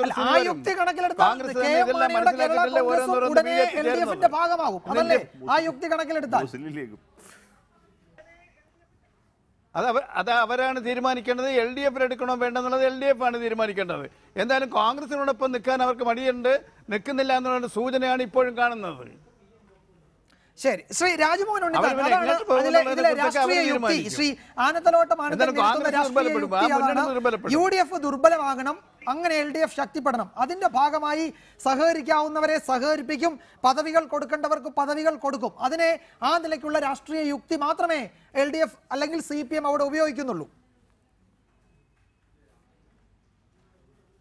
ആനത്തലവട്ടം ആനന്ദന്റെ വാദഗതികൾ ഞാൻ വളരെ ശ്രദ്ധയോടുകൂടി കേൾക്കുകയായിരുന്നു. എനിക്കൊരു ഉപദേശമുണ്ട്. കാരണം ശ്രീ ആനത്തലവട്ടം ആനന്ദനെ ശ്രീ പിണറായി വിജയന്റെ 10ാമത്തെ ഉപദേശകനായി നിയമിക്കണം. കാരണം അദ്ദേഹത്തെ കൂടി നിയമിച്ചു കഴിഞ്ഞാൽ പിന്നെ ഈ മുന്നണിയുടെ ഭാവി അനുദിനം വളർന്നുകൊണ്ടേയിരിക്കും. കാരണം അദ്ദേഹം ഈ കണ്ടുപിടുത്തം നടത്തിയ വളരെ ഗവേഷണം നടത്തിയിട്ടാണ്. കാരണം ബാലകൃഷ്ണ വന്നതോടുകൂടി UDF ദുർബലമായി, LDF ശക്തമായി. ഇപ്പൊ മാണിയുടെ കൂടെ പാലായിൽ നിന്ന് നോട്ട് എത്ര കൂടി AKG സെന്ററിലോട്ട് കയറുന്നതോടുകൂടി അവിടെ 2 തരത്തിലുള്ള ശക്തിയാവും. ഒന്ന് സാമ്പത്തികമായ സ്രോതസ് വർദ്ധിക്കും, ഇടതുപക്ഷ മുന്നണിയുടെ ശക്തി വർദ്ധിക്കും. ഇതാ ഞാൻ പറഞ്ഞത്. ഇടതുപക്ഷ ജനാധിപത്യ മുന്നണിക്ക് യാതൊരു വിധമായ പ്രിൻസിപ്പിളില്ല. ഞങ്ങളെ കുറിച്ചാണല്ലോ ഈ ആക്ഷേപമൊക്കെ പറഞ്ഞത്. 20 വർഷം പാർട്ടി പോരാട്ടം നടത്തിയെന്ന ഇപ്പൊ പറയുന്നത്. അന്ന് അച്യുതാനന്ദന പോരാട്ടം നടത്തിയെന്ന് കേരളത്തിൽ എല്ലാവർക്കും അറിയാം. അച്യുതാനന്ദനും പാർട്ടിയും രണ്ടാണെന്ന് അരിയാഹാരം ധരിക്കുന്ന കേരളത്തിലെ മുഴുവൻ മലയാളികൾക്കും അറിയാം. ഇപ്പോ അച്യുതാനന്ദനെ വാഴ്ത്തപ്പെട്ടവനായി ചിത്രീകരിച്ചതിൽ എനിക്ക് സന്തോഷമുണ്ട്. അച്യുതാനന്ദന് പണം കൊടുത്തത് പാർട്ടിയാണെന്ന് പറഞ്ഞതിൽ എനിക്ക് സന്തോഷമുണ്ട്. എന്തായാലും കേരളത്തിലെ പൊതുജന സമൂഹം ഈ പോരാട്ടത്തിന്റെ ക്രെഡിറ്റ് മാർക്സിസ്റ്റ് പാർട്ടിക്ക് ഒരിക്കലും കൊടുക്കില്ല.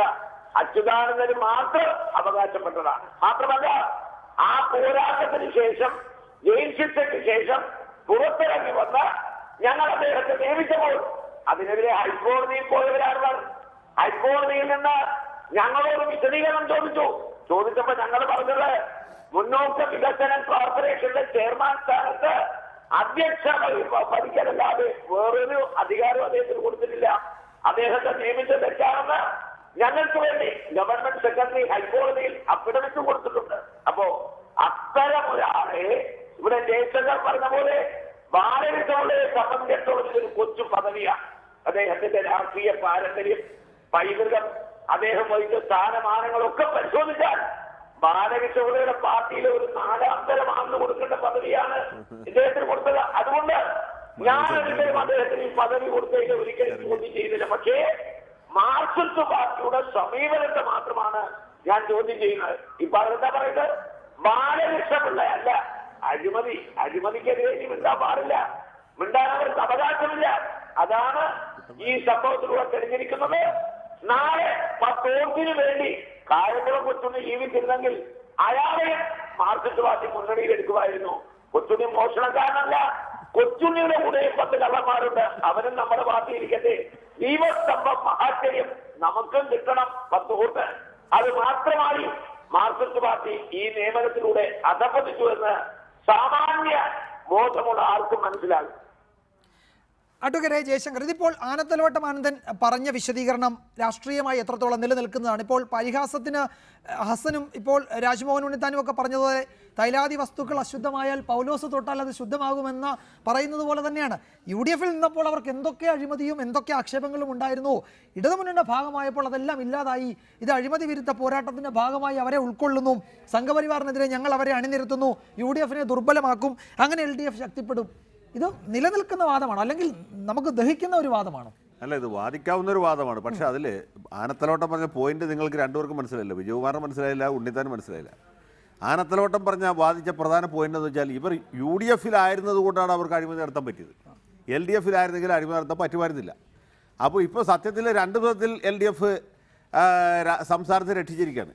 എങ്ങനെയാണെന്ന് വെച്ചാൽ, ഒന്നാമത് UDF നിന്ന് അവരെ ഇങ്ങോട്ട് കൊണ്ടുവന്നു, അതുകൊണ്ട് UDF ദുർബലമായി. അത് ഒന്നാമത്തെ പോയിന്റ്. അത് ഉണ്ണിത്താനും മനസ്സിലായി. രണ്ടാമത്തെ പോയിന്റ് അതല്ല, അവർ UDF നിന്ന് LDF വന്നുകൊണ്ട് അവർക്ക് അഴിമതി നടത്താൻ പറ്റാത്തൊരു സാഹചര്യം ഉണ്ടായിരിക്കുകയാണ്. ഇനി അവർക്ക് അഴിമതി നടത്താനേ പറ്റുകയില്ല. കാരണം ഇവിടെ ആനത്തലവട്ടം ഒരു ഭാഗത്ത്, പിണറായി വിജയൻ മറുഭാഗത്ത് നിൽക്കുന്നുണ്ട്. ഇനി അങ്ങനെ അഴിമതി നടത്തും. എന്തൊക്കെ തമാശയാണ് എൻ്റെ ആനത്തലവട്ടം ആനന്ദൻ സഖാവേ. അങ്ങ് ഈ വൈകുന്നേരം ഇത് കണ്ടുകൊണ്ടിരിക്കുന്ന ആളുകളെ മുഴുവനും ചിരിപ്പിക്കുകയാണ്. ഇത് LDF നിന്നാലും അഴിമതി നടത്താൻ പറ്റുകയില്ല എന്ന് പറഞ്ഞാൽ എന്ത് ന്യായമുള്ളത്? അങ്ങനെയൊക്കെ ആളുകളോട് പറഞ്ഞ് ജനങ്ങൾ സമ്മതിക്കും. ഇതിൽ പ്രശ്നം അതല്ല. ഇനി ബാലകൃഷ്ണപിള്ളയെ ചേർത്തിട്ടാണോ RSSനെ പ്രതിരോധിക്കാൻ പോകുന്നത്? ഒന്ന് ആലോചിച്ച് നോക്കൂ. KM മാണിയെ ചേർത്ത് നമ്മൾ ഫാസിസത്തിനെതിരായിട്ട്, മുസ്ലിം ലീഗിനെ ചേർത്ത് നമ്മൾ സാമ്രാജ്യത്വത്തിനെതിരായിട്ട് യുദ്ധം ചെയ്ത് എവിടെ ചെന്ന് അവസാനിക്കും? ഇതൊക്കെ എന്താ ഈ പറഞ്ഞതൊക്കെ വല്ല ലോജിക്ക് വേണ്ടേ? നമ്മുടെ LDFന്റെ ഒരു അടിസ്ഥാന നയരേഖ ഉണ്ടല്ലോ, അത് പ്രകാരം വർഗീയ പാർട്ടികളുമായിട്ട് ചേരാൻ പാടില്ലെന്നൊക്കെയാണ്. ഇനി മാണി സാറിനെ ചേർത്തിട്ടാണോ നമ്മൾ വിപ്ലവം നടത്താൻ പോണത്? ഇതൊന്നും നടപ്പുള്ള കാര്യമല്ല. ഇവരോടൊക്കെ ചേരുന്നത് കൊണ്ട് UDF ദുർബലമാകില്ല, LDF ദുർബലമാകും. നമ്മൾ LDFനെ ശക്തിപ്പെടുത്താനാണ് നോക്കുന്നതെങ്കിൽ ഇതുപോലുള്ള ആളുകളായിട്ട് പരമാവധി അകലം പാലിക്കുന്നതാണ് നല്ലത്. ഇനി ബാലകൃഷ്ണപിള്ളയുടെ കാര്യത്തിൽ ഞാൻ പറഞ്ഞല്ലോ, അദ്ദേഹത്തെ പോലെ വലിയൊരാൾക്ക് ഇത്ര ചെറിയൊരു സാധനം കൊടുക്കേണ്ട ആവശ്യമില്ല. ഇതാ വല്ല ശരണ്യ മനോജിനെ മറ്റോ ആക്കേണ്ട സ്ഥാനമാണ്, ഇല്ലേ? അല്ലെങ്കിൽ മരിച്ചുപോയ കുട്ടൻപിള്ള ഒരാളുടെ അടുത്തില്ലേ, അതുപോലെ ഒരാളെ ഇരുത്തേണ്ട സ്ഥലമാണ് ഈ മുന്നോക്ക സമുദായ വികസന കോർപ്പറേഷൻ. ആ പാർട്ടി കൊടുത്തതിൽ എനിക്ക് ആക്ഷേപമില്ല. ബാലകൃഷ്ണപിള്ളയെ പോലെ ഇങ്ങനെ ഇടതുപക്ഷ മുന്നണി ഏത് കാലത്തും എതിർത്തുകൊണ്ടിരുന്ന ഒരാളെ മുന്നണിയിൽ കൊണ്ടിരുന്നത് പോട്ടെ, അദ്ദേഹത്തിന് ഇത്ര ചെറിയൊരു സ്ഥാനം കൊടുത്ത് അദ്ദേഹത്തെ അവമാനിക്കുകയാണ്, മുന്നണിയുടെ പ്രതിച്ഛായ മോശമാക്കുകയാണ്. ശ്രീ ആനത്തലോട്ടം ആനന്ദൻ, ഇതിൽ ഒരു ഉയരുന്ന സംശയം, അത് കാനൻ രാജേന്ദ്രന്റെ പ്രസ്താവന കൂടി വന്നതിന് ശേഷം ഉണ്ടാകുന്ന ഒരു ചോദ്യമാണ്. അദ്ദേഹം മുന്നണിയിലെ ഒരു പ്രധാന കക്ഷിയാണല്ലോ. സ്വാഭാവികമായും മുന്നണിക്കകത്ത് നടന്ന ചർച്ചകൾ നന്നായി അറിയാവുന്ന ഒരാൾ. അദ്ദേഹം പറയുന്നത് ഇത് നേരത്തെ ഉണ്ടായ ധാരണയനുസരിച്ചാണ് ഇത്തരം ഒരു പദവി ശ്രീ ബാലകൃഷ്ണപിള്ളയ്ക്ക് കൊടുക്കുന്നത്. UDF നിന്നും അദ്ദേഹം വരുമ്പോൾ അവിടെ രാജിവെച്ചൊഴിഞ്ഞ പദവി LDFന്റെ കാലത്ത് കൊടുത്തുകൊള്ളാമെന്നൊരു ധാരണയുണ്ടായിരുന്നു. അത് പാലിക്കുക മാത്രമാണ് ചെയ്തത്. അതിൽ പ്രത്യേകിച്ച് കാര്യങ്ങളൊന്നുമില്ല എന്നാണ് വളരെ ലഘുവായി ശ്രീ കാനൻ രാജേന്ദ്രൻ കഴിഞ്ഞ ദിവസം ഇതിനെ വിശദീകരിച്ചത്. അങ്ങനെ ഒരു ബാധ്യത ഇടതുമുന്നണിക്ക് ശ്രീ R ബാലകൃഷ്ണപിള്ളയുമായി തെരഞ്ഞെടുപ്പിന് മുമ്പുണ്ടാക്കിയ ധാരണ പാലിക്കാനൊരു ബാധ്യത ഉണ്ടായിരുന്നു.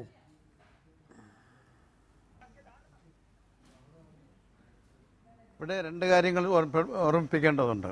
ഒന്ന്, ബാലകൃഷ്ണപിള്ള അഴിമതിയെ നടത്തിയതിൻ്റെ ഫലമായി ശിക്ഷിച്ച് 6 വർഷം കഴിഞ്ഞു. അയോഗ്യത വരുന്ന 6 വർഷത്തേക്കാണ്. അതിനുശേഷം തെരഞ്ഞെടുപ്പിൽ മത്സരിക്കാം, എല്ലാം ചെയ്യാം. 6 വർഷം കഴിഞ്ഞിട്ടാണ് അദ്ദേഹം LDF വരുന്നത്.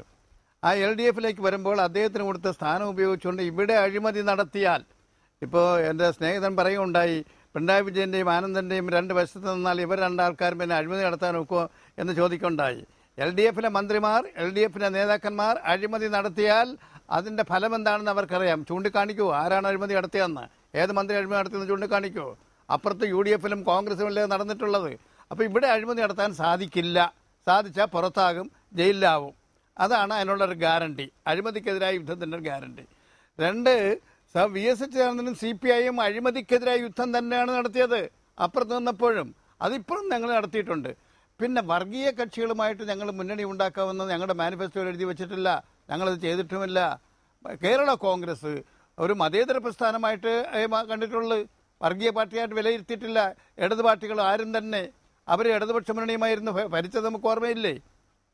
ഇടതുപക്ഷ മുന്നണിയുടെ ഭാഗമായിട്ടിരുന്ന കെ.എം. മാണി മന്ത്രിയായിരുന്ന കാര്യം നമുക്ക് ഓർമ്മയില്ലേ? അങ്ങനെ കൂട്ടിയിട്ടേ ഇല്ല.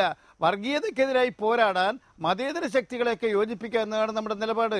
ആ നിലപാടിൻ്റെ ഭാഗമായിട്ടാണ് കേരള കോൺഗ്രസ് സഹകരിക്കാൻ വന്നാൽ, ബാലകൃഷ്ണപിള്ള സഹകരിക്കാൻ വന്നാൽ, വേറെ ഏതെങ്കിലും പാർട്ടികൾ സഹകരിക്കാൻ വന്നാൽ അവരൊക്കെയുമായി സന്ധി ഉണ്ടാക്കും, യോജിപ്പുണ്ടാക്കും.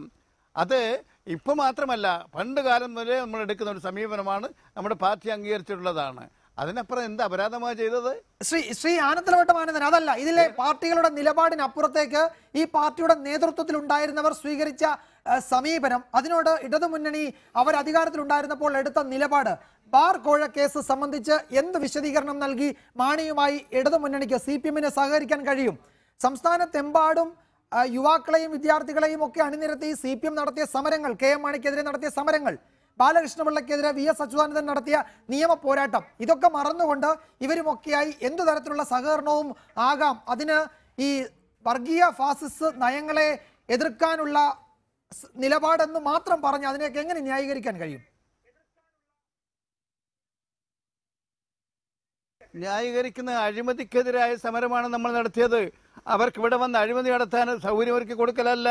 ആ അഴിമതിക്കെതിരായ സമരം നടത്തുമ്പോൾ ആ അഴിമതിക്കെതിരായ സമരം നടത്തിയവർ തന്നെ സാമ്രാജ്യത്തിനെതിരായും ഫാസിസത്തിനെതിരായും രാജ്യത്തിൻ്റെ സ്വാതന്ത്ര്യവും ജനാധിപത്യവും അപകടപ്പെടുന്നതിനെതിരായും, അതാണ് രാജ്യത്തെ ജനങ്ങളെ ആകെ ബാധിക്കുന്ന ഏറ്റവും വലിയ വെല്ലുവിളി. ആ വെല്ലുവിളിയെ നേരിടാൻ ഏത് ചെകുത്താനെ കൂട്ടുകിട്ടിയാലും നമ്മൾ സ്വീകരിക്കും. രാജ്യത്തെ ജനങ്ങളുടെ ജനാധിപത്യവും സ്വാതന്ത്ര്യവും പരമാധികാരങ്ങളെല്ലാം നഷ്ടപ്പെടുന്ന ഒരു ഫാസിസ്റ്റ് വാഴ്ചയുടെ കേളികൊട്ട് ആരംഭിച്ചിരിക്കുന്നു.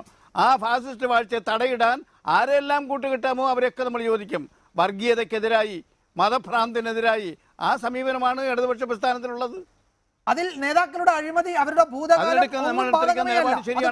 ആവശ്യമേ ഇല്ല. അത് K.M. മാണിയുടെ കാലത്തിലും ബാലകൃഷ്ണപിള്ളയുടെ കാര്യത്തിലും അവരുടെ ഭൂതകാലം പരിഗണിക്കേണ്ടതേ ഇല്ല. ഭൂതകാലമെല്ലാം UDF-ന്റെ കൂടെ നിന്ന്, ഭൂതകാലം LDF-ന്റെ കൂടെ നിന്ന് അഴിമതി നടത്തിയിട്ട് പുറത്തു പോയും ജയിലിൽ കിടക്കുകയും ചെയ്തവനെ വീണ്ടും LDF-ൽ എടുക്കുകയല്ല ചെയ്തത്. UDF-ന്റെ കൂടെ ഇരുന്ന് അഴിമതി നടത്തി ജയിലിൽ കിടന്നു. ആ അഴിമതി നടത്തിയവനെതിരായി പോരാടിയത് LDF ആണ്. ആ LDF-ന്റെ കൂടെ ഇപ്പുറത്തവൻ വന്ന് അഴിമതി അവസാനിപ്പിക്കുക. ഫൂലാൻ ദേവി എടുത്ത രാജ്യമല്ലേ ഇന്ത്യ രാജ്യം? ഫൂലാൻ ദേവിയ എടുത്ത രാജ്യമല്ലേ ഇന്ത്യ രാജ്യം? ഓരോ കാലഘട്ടത്തിലും രാഷ്ട്രീയത്തിൽ വരുന്ന മുഖ്യ വെല്ലുവിളി ഏത്, ആപത്തേത് എന്ന് മനസ്സിലാക്കിക്കൊണ്ട് ആ ആപത്തിനെ നേരിടാൻ കിട്ടാവുന്ന ശക്തികളൊക്കെ യോജിപ്പിക്കുന്ന രാഷ്ട്രീയത്തിലെ അടവാണ്, സമീപനമാണ്. അതെല്ലാ കക്ഷികളും ചെയ്യുന്നതാണ്. ശരി, ശ്രീ രാജ്മോഹൻ താങ്കൾ കേട്ടുവല്ലോ ഇക്കാര്യത്തിലുള്ള CPM-ന്റെ നിലപാട്. സംസ്ഥാന സെക്രട്ടേറിയറ്റ് അംഗം തന്നെയാണ് പറഞ്ഞത്, രാജ്യത്ത് ഈ വർഗീയതയ്ക്കെതിരെ ഉള്ള പോരാട്ടത്തിൽ ഏതു ചെകുത്താനെ കൂട്ടുപിടിക്കാനും തയ്യാറാണ് അവർ സന്നദ്ധരായി വന്നാൽ എന്നാണ് CPM-ന്റെ സംസ്ഥാന സെക്രട്ടേറിയറ്റ് അംഗം വിശദീകരിക്കുന്നത്.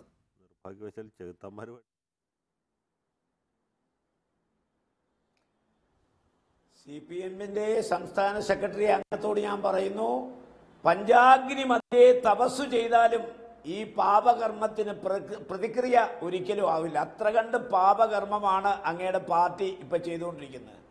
മാത്രമല്ല BJP ഒരു വർഗീയ ഫാസിസ്റ്റ് ശക്തിയാണെന്ന് കോൺഗ്രസ് പറയുമ്പോൾ അങ്ങയുടെ നേതാവ് പ്രകാശ് കാരാട്ട് അദ്ദേഹം പരസ്യമായി പറയുന്നു BJP ഒരു ഫാസിസ്റ്റ് ശക്തിയല്ല. ഫാസിസ്റ്റ് ശക്തിയല്ലെന്ന് പ്രകാശ് കാരാട്ട് പറയുന്നു. BJP ഒരു ഫാസിസ്റ്റ് ശക്തിയാണെന്ന് ആനത്തലവട്ടം ആനന്ദം പറഞ്ഞാൽ ഞാനെങ്ങനെ അംഗീകരിക്കുന്നത്? അദ്ദേഹത്തിന്റെ വലിയ നേതാവാണ്. CPM-ൽ ഇപ്പൊ 2 ഗ്രൂപ്പാ, ദേശീയ തലത്തിലും സംസ്ഥാനത്ത് മാത്രമല്ല. ഒന്ന് കാരാട്ടിന്റെ ഗ്രൂപ്പ്, ഒന്ന് യെച്ചൂരിയുടെ ഗ്രൂപ്പ്. അതിൽ കാരാട്ടിന്റെ ഗ്രൂപ്പിന്റെ ഒരു വക്താവായ ശ്രീ ആനത്തലവട്ട ആനന്ദൻ, അങ്ങയുടെ നേതാവ് പ്രകാശ് കാരാട്ട് BJP ഒരു ഫാസിസ്റ്റ് ശക്തിയല്ല എന്ന് പറഞ്ഞതിന്റെ CD അങ്ങേക്ക് ഞാൻ തരാം. പിന്നെങ്ങനെയാ നിങ്ങൾ ഫാസിസത്തിനെതിരെ കേരളത്തിൽ സമരം ചെയ്യുന്നത്? മാത്രമല്ല അങ്ങ് എന്താണ് കേരളത്തിലെ പൊതുജന സമൂഹത്തോട് പറഞ്ഞത്? ബാലകൃഷ്ണപിള്ള UDF-ൽ നിൽക്കുമ്പോൾ അഴിമതിക്കാരനായിരുന്നു, ഞങ്ങൾ അതിനെതിരെ പോരാട്ടം നടത്തി, അദ്ദേഹത്തെ ജയിലിലടച്ചു, ജയിൽ ശിക്ഷ അനുഭവിച്ചു, തിരിച്ചു വന്നപ്പോൾ അദ്ദേഹം ശുദ്ധനായി കഴിഞ്ഞു. ഇനി അദ്ദേഹം ഈ ജന്മത്ത് ഒരു അഴിമതിയും നടത്തില്ല എന്നാണ് അങ്ങ് പറയുന്നത്.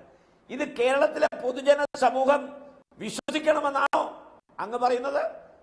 ഒന്ന് ആലോചിച്ച് നോക്കേ, എത്ര അപഹാസ്യമായ ഒരു സ്റ്റേറ്റ്മെന്റ് ആണ് ശ്രീ ആനത്തലവട്ടം ആനന്ദൻ പറഞ്ഞത്.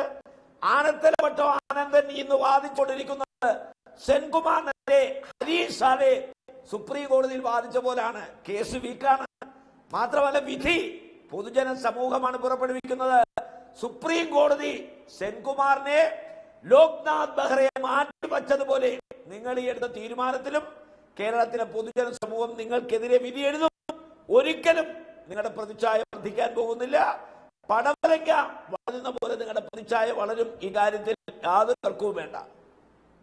അഡ്വക്കേറ്റ് എ ജയശങ്കർ, ഇതിൽ CPM ഉപയോഗിക്കുന്ന രാഷ്ട്രീയ യുക്തി മാത്രമാണ്, അല്ലെ അതുതന്നെയാണ് CPI ഇതിൽ ഉപയോഗിക്കുന്നത് ബാലകൃഷ്ണപിള്ളയ്ക്ക് ഈ പദവി നൽകുന്ന കാര്യത്തിൽ എന്നത് താങ്കളെ സംബന്ധിച്ച് താങ്കളെ അത്ഭുതപ്പെടുത്തിയിട്ടുണ്ടോ? കാനൻ രാജേന്ദ്രൻ ഇക്കാര്യത്തിൽ ഈ സർക്കാർ വന്നതിന് ശേഷം ഒട്ടുമിക്ക വിഷയങ്ങളിലും ഭിന്നാഭിപ്രായം പ്രകടിപ്പിച്ച കാനൻ രാജേന്ദ്രൻ ഇതിൽ CPMനേക്കാൾ കുറെ കൂടി കടുത്ത നിലപാട് സ്വീകരിച്ചു ബാലകൃഷ്ണപിള്ളയുടെ പദവിയുടെ കാര്യത്തിൽ എന്നത് താങ്കളെ അതിശയിപ്പിക്കുന്നുണ്ടോ?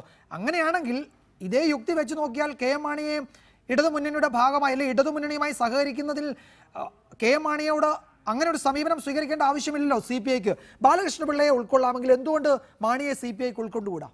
അല്ല, ഇത് ഞാൻ നേരത്തെ പറഞ്ഞ രാഷ്ട്രീയ യുക്തിയാണുള്ളത്. അത് LDFന്റെ ഭാഗമായിട്ട് പ്രവർത്തിച്ച ആളാണ് ബാലകൃഷ്ണപിള്ള. ബാലകൃഷ്ണപിള്ളയുടെ പാർട്ടിയുടെ വോട്ട് കൂടി മേടിച്ചിട്ടാണ് LDF ഇത്തവണ ജയിച്ചത്. പ്രത്യേകിച്ചും ഈ കൊട്ടാരക്കര, പത്തനാപുരം, അടൂർ ഭാഗത്ത് കുറേ ജനസ്വാധീനമുള്ള ആളാണ് ബാലകൃഷ്ണപിള്ള.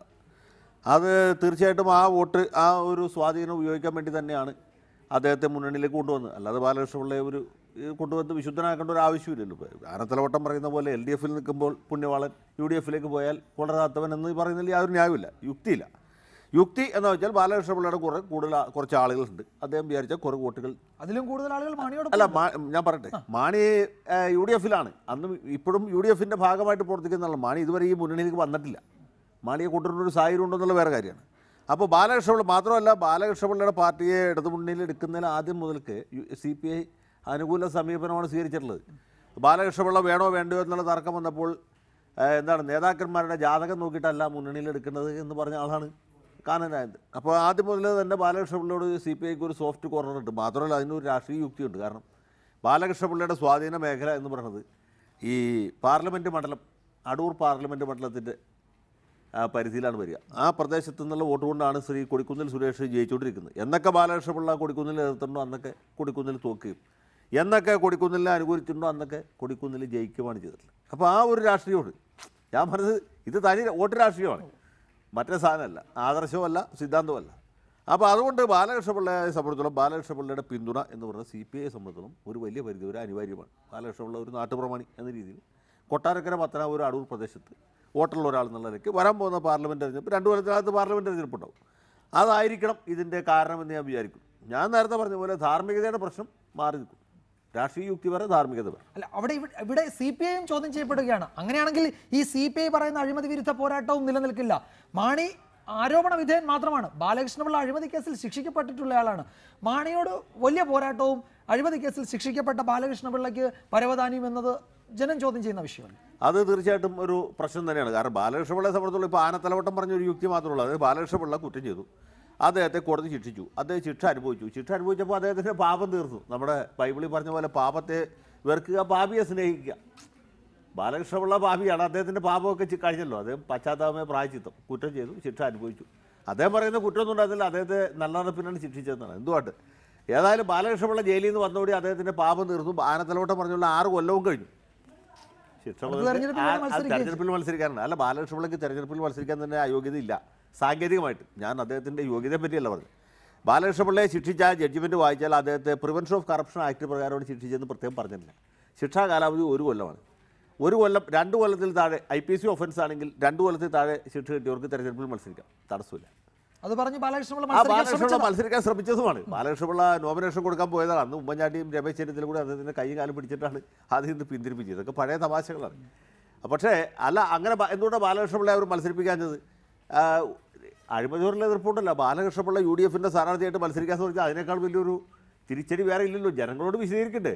എന്തുകൊണ്ട് സുപ്രീം കോടതി ശിക്ഷിച്ച ഒരാൾ ജയിലിൽ കിടന്നുകൊണ്ട് നോമിനേഷൻ കൊടുക്കുന്നു എന്ന് ചോദിച്ചാൽ അതിന് യാതൊരു ഉത്തരവില്ല. അന്ന് സുപ്രീം കോടതിയിൽ ഇപ്പോഴത്തെ വിധി വന്നിട്ടില്ല. ഈ MLA ആയിരിക്കുന്ന ആൾ ശിക്ഷിക്കപ്പെട്ടാൽ ഓട്ടോമാറ്റിക്കായിട്ട് MLA സ്ഥാനം പോകുന്നുള്ള വിധി വന്നിട്ടില്ല. ആ സമയത്താണ് ഇതുണ്ടാകുന്നത്. അന്ന് ശ്രീമാൻ രമേശ് ചെന്നിത്തലയെ ഉമ്മൻചാണ്ടി വളരെ ബുദ്ധിമുട്ടിയിട്ടാണ് അദ്ദേഹത്തെ പിന്തിരിപ്പിച്ചത്. ഇതൊക്കെ നമുക്ക് ഓർമ്മയുള്ള കാര്യങ്ങളാണ്. ഇവിടുത്തെ പ്രശ്നം ഇതാണ്. ബാലകൃഷ്ണപിള്ളയുടെ പാർട്ടിക്ക് ഒരു സ്ഥാനം കൊടുക്കുന്നതിന് നമുക്ക് എതിർക്കാൻ പറ്റില്ല. കാരണം അവർ UDFുമായിട്ട് അല്ല LDFുമായിട്ട് യോജിച്ച് പ്രവർത്തിക്കുന്ന ഒരു പാർട്ടിയാണ്. അപ്പോൾ ശരണ്യ മനോജിനെ മുന്നോക്ക സമുദായ ക്ഷേമ കോർപ്പറേഷൻ്റെ ചെയർമാനാക്കിയ ഒരു ആക്ഷേപമില്ല. അവരുടെ പാർട്ടിയിൽ വേറെ ആരെ വേണമെങ്കിലും ആക്കാം. ഇനി മോഹൻദാസിൻ്റെ അല്ലാതെ മറ്റേ ഗവൺമെൻറ് സെക്രട്ടറി ആയിരുന്ന മോഹൻദാസ് ബാലകൃഷ്ണപിള്ളയുടെ മകളുടെ ഭർത്താവിന് മുന്നോക്ക സമുദായ ക്ഷേമ കോർപ്പറേഷനൊക്കെ നന്നായിരിക്കും. അദ്ദേഹം നല്ല കോമ്പിറ്റൻ്റ് ആയിട്ടുള്ളൊരു ഉദ്യോഗസ്ഥനായിരുന്നു, സത്യസന്ധനായ ഒരു മനുഷ്യനാണ്, യാതൊരു ആക്ഷേപം പറയില്ല. ഇനി ബാലകൃഷ്ണനാക്കിയാലും നമുക്ക് എതിര് പറയാൻ പറ്റില്ല. പക്ഷേ ഇത് കുറച്ച് മറ്റു രീതിയിൽ വ്യാഖ്യാനിക്കാൻ ജനങ്ങളോട് വിശദീകരിക്കാൻ വളരെ ബുദ്ധിമുട്ടും. അതാണ് പ്രശ്നം. അതിപ്പോൾ കാനരാജന് പറഞ്ഞാലും ബുദ്ധിമുട്ടും, ആനത്തലോട്ട് ആരെന്ന് പറഞ്ഞാലും ബുദ്ധിമുട്ടും. ശ്രീ ആനത്തലോട്ട് ആനന്ദൻ, ഞാൻ നേരത്തെ താങ്കളോട് ചോദിച്ചത് ഈ കാനൻ രാജേന്ദ്രൻ്റെ ഒരു വിശദീകരണവുമായി ബന്ധപ്പെട്ടായിരുന്നു. കഴിഞ്ഞ തെരഞ്ഞെടുപ്പ് കാലത്ത് ഇടതുമുന്നണിയുമായി ബാലകൃഷ്ണപിള്ള സഹകരിക്കുന്ന സമയത്ത് UDF-ൽ ഉണ്ടായിരുന്ന പദവി ഇടതുമുന്നണി അധികാരത്തിൽ വന്നാൽ ബാലകൃഷ്ണപിള്ളയ്ക്ക് നൽകാം എന്നൊരു ധാരണയുണ്ടായിരുന്നു. ആ ധാരണ നടപ്പാക്കുക മാത്രമാണ് ഇപ്പോൾ ഉണ്ടായത്. അത് നടപ്പാക്കാതിരിക്കാൻ കഴിയില്ല എന്ന കാനൻ രാജേന്ദ്രന്റെ വിശദീകരണം അത് ഇടതുമുന്നണിയുടെ ഒരു നിലപാടാണോ? അങ്ങനെ ഒരു ധാരണയുടെ പുറത്തായിരുന്നോ ഈ കാര്യങ്ങളൊക്കെ നീങ്ങിയത്?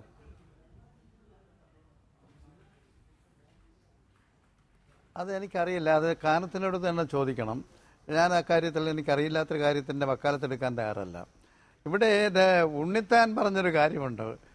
സീതാറാം യെച്ചൂരി ഒരു അഭിപ്രായം പറഞ്ഞു, അതിന് വ്യത്യസ്ത അഭിപ്രായം ഞാൻ പറയുന്നു. ആ കേന്ദ്രത്തിലും 2 ഗ്രൂപ്പാണ് എന്നൊക്കെ എന്താ പറഞ്ഞത് സീതാറാം യെച്ചൂരി പറഞ്ഞത് മനസ്സിലാക്കാതെ ഉള്ള കണ്ടുപിടുത്തമാണ് ഉണ്ണിത്താൻ നടക്കുന്നത്. ഇവിടെ ഒരു ഫാസിസ്റ്റ് റൂളായില്ല, ഫാസിസ്റ്റ് ചുവയുള്ള ഒരു ഭരണത്തിലേക്കാണ് ഇത് പോണത്. ഫാസിസമായാൽ അതിന് വേറെ മാർഗം നോക്കണം ഫാസിസത്തെ നേരിടാൻ. ഫാസിസ്റ്റ് പാർട്ടിയെ എന്ന നിലയിലല്ല പറഞ്ഞത്. ഏകാധിപത്യ വാഴ്ച നടത്തുന്ന ഫാസിസ്റ്റ് സ്വഭാവമുള്ള ഒരു ഗവൺമെൻറ്റാണ് BJP ഗവൺമെൻറ്. അതാണ് സീതാറാം യെച്ചൂരി പറഞ്ഞത്, അത് തന്നെയാണ് ഞാനും പറഞ്ഞത്. അതിന് വ്യത്യാസമില്ല. അത് ഉണ്ണിത്താനും മനസ്സിലായിട്ടില്ല. അതിനെ നേരിടാൻ ഒരു കാലത്ത് അഴിമതി നടത്തി ജയിലിൽ കിടന്ന ആളായാലും ശരി, മോഷണം നടത്തി കിടന്ന ആളായാലും ശരി, തല്ലുകൊണ്ട് കിടന്ന അപ്പുറത്ത് നിൽക്കുന്ന ആളായാലും ശരി, ജനാധിപത്യാവകാശങ്ങളും പൗരസ്വാതന്ത്ര്യവും രാജ്യത്തിൻ്റെ സ്വാതന്ത്ര്യവും നഷ്ടപ്പെടുന്ന ഒരു ഏകാധിപത്യ വാഴ്ചയിലേക്ക് പോകുന്ന ഒരു പ്രക്രിയ കടന്നു വരുമ്പോൾ അവരെല്ലാം കൂട്ടുപിടിക്കും. മലവെള്ളപ്പാച്ചിൽ ചേരയും കീരിയും പാമ്പും മൂർഖനും എല്ലാം കൂടി ഒരു തടി കിട്ടിയാൽ ആ വെള്ളത്തിൽ ആ തടിയിൽ ഒരുമിച്ചിരിക്കുന്ന കണ്ടിട്ടില്ലേ? ഇത് രാജ്യത്തെയും ജനങ്ങളെയും വിഴുങ്ങുന്ന ഒരു വർഗീയ ഭ്രാന്ത് അഴിഞ്ഞാടുകയാണ്, ഏകാധിപത്യത്തിലേക്ക് പോവുകയാണ്. അവിടെ കിട്ടാവുന്ന ശക്തികളെയൊക്കെ യോജിപ്പിക്കും. ഫാസിസത്തിനെതിരായി ഫാസിസ്റ്റ് ചുവയുള്ള ഒരു ഭരണത്തെ തകർക്കാൻ, അതുപോലെ തന്നെ ഈ വർഗീയ ആധിപത്യം അവസാനിപ്പിക്കാൻ ആ പണിയേ ചെയ്യുന്നുള്ളൂ. അത് ഉണ്ണിത്താനും കൂടെ വേണ്ടിയിട്ടാണ്. അങ്ങനെയാണെങ്കിൽ ശ്രീ ആനത്തലോട്ട് ആനന്ദൻ രാജ്യവ്യാപകമായി കോൺഗ്രസുമായി കൂടി സഹകരിക്കേണ്ടി വരും. രാജ്യത്തെ ഒരു സെക്യുലർ പാർട്ടി, ഏറ്റവും വലിയ സെക്യുലർ പാർട്ടി എന്ന് പൊതുവെ നമ്മൾ കരുതുന്നത് കോൺഗ്രസ് ആണല്ലോ. അങ്ങനെയാണെങ്കിൽ കോൺഗ്രസും കൂടി ഈ ദേശവ്യാപകമായ സഹകരണം CPM-ന് നല്ലതാണ്.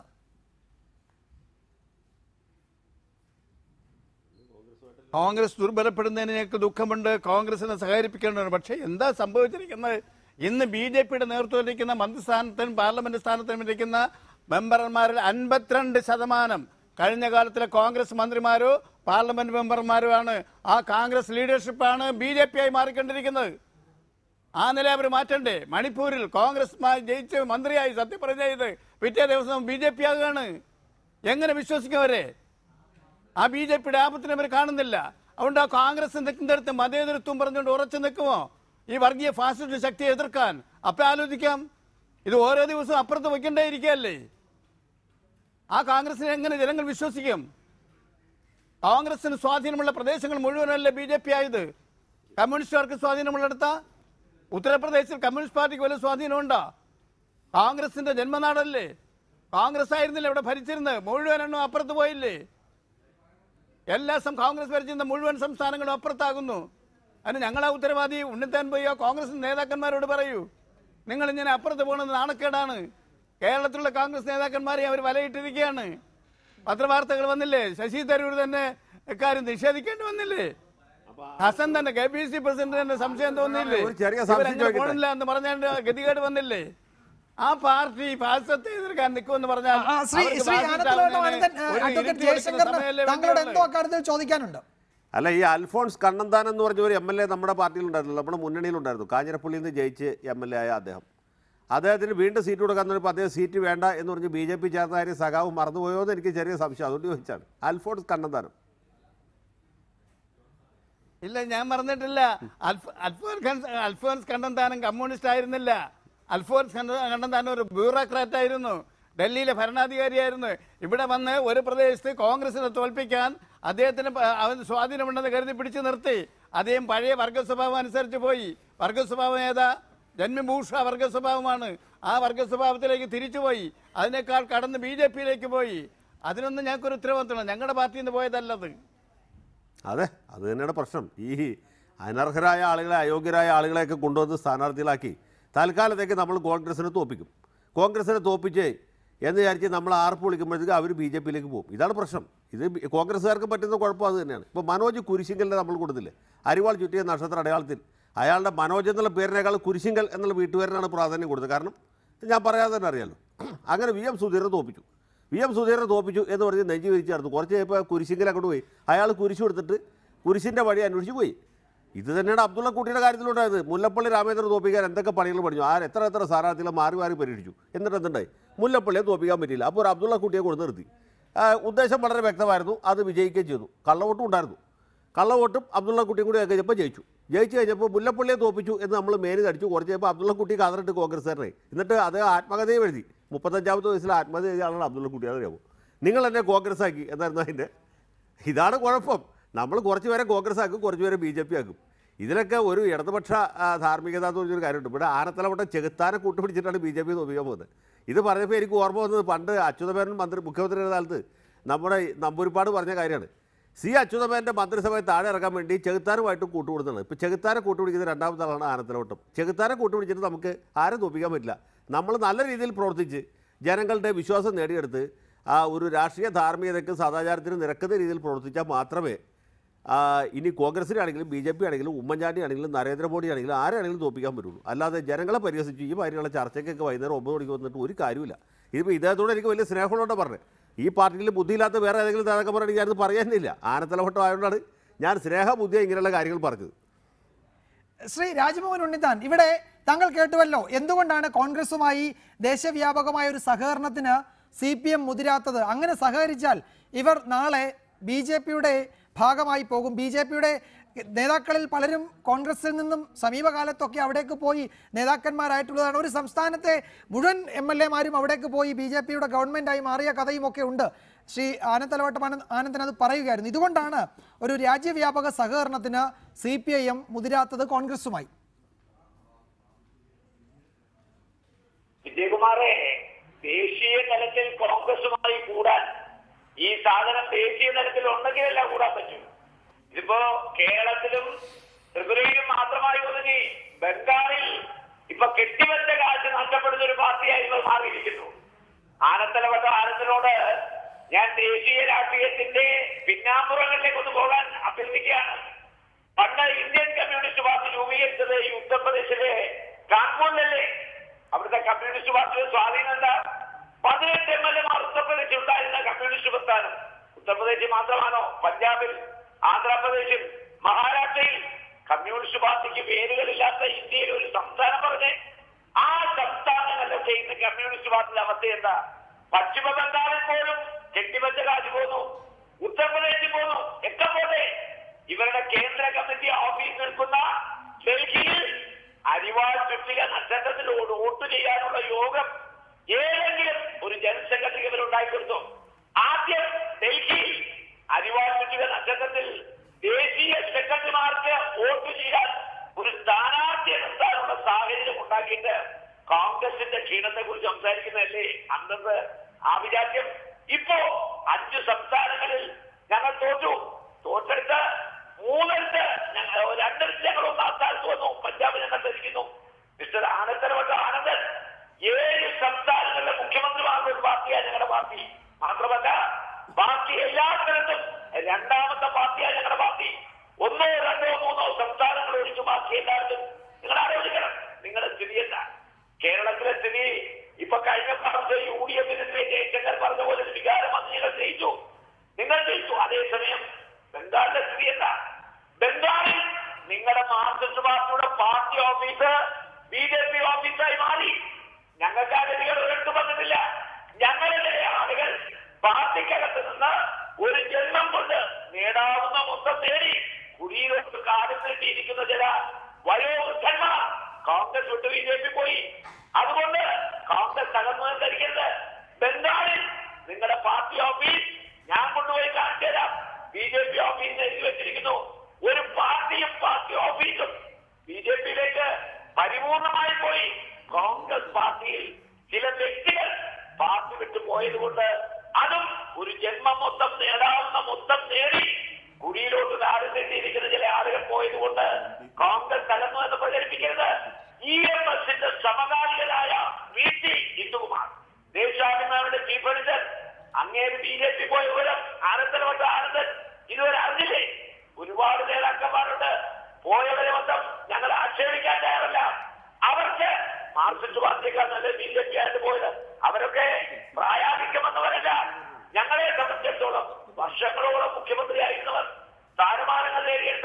കേന്ദ്രമന്ത്രിയായിരുന്നവർ ഇനി ഈ പാർട്ടിയെ കൊണ്ട് പ്രത്യേകിച്ച് ഒരു ഗുണവും അവർക്കുണ്ടാകില്ലെന്ന് അവർ മനസ്സിലാക്കിയിട്ട് എന്തെങ്കിലും സ്ഥാനം BJP-യിൽ നിന്ന് കിട്ടുന്നെങ്കിൽ കിട്ടിക്കോട്ടെ എന്ന് പറഞ്ഞ് പോയവരെ നിങ്ങൾ കോൺഗ്രസിന്റെ പട്ടികയിൽപ്പെടുത്തരുത്. അവരൊക്കെ ആറാം പട്ടികയിൽപ്പെടുത്തണം. അവരൊക്കെ അവസരവാദികളുടെ പട്ടികയിൽപ്പെടുത്തണം. അവർക്കൊക്കെ പ്രത്യയശാസ്ത്രമായ പ്രതിബദ്ധതയില്ലാത്തവരായി. ശരി ശ്രീ രാജ്മോഹൻ ഉണ്ണിത്താൻ, അവസാനമായി ശ്രീ ആനന്ദലവട്ടം ആനന്ദൻ, താങ്കൾക്ക് ചുരുങ്ങിയ വാക്കിൽ മറുപടി പറയാം, നമുക്ക് ചർച്ച അവസാനിപ്പിക്കാം.